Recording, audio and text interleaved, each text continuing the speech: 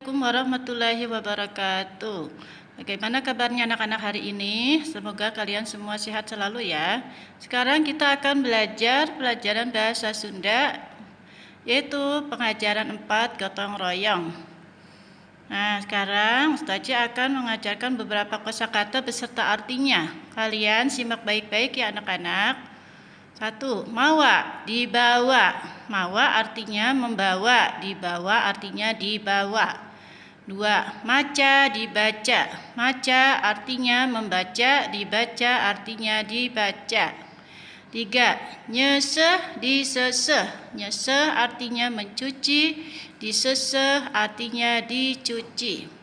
4. Make, dipakai. Make artinya memakai, dipakai artinya dipakai.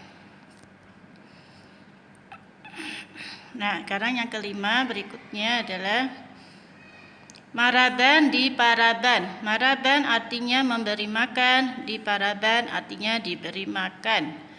Ngaduruk, diduruk. Ngaduruk artinya membuang, diduruk artinya dibuang. 7. Ngadahar, didahar. Ngadahar artinya makan, didahar artinya dimakan. Mulas, dipulas. Mulas artinya mengecat, dipulas artinya dicat. Nyieun, dijieun. Nyieun artinya mengambil, dijieun artinya diambil. Nyangcang, dicangcang. Nyangcang artinya mengikat, dicangcang artinya diikat. Nah, demikianlah anak-anak pelajaran bahasa Sunda pada hari ini.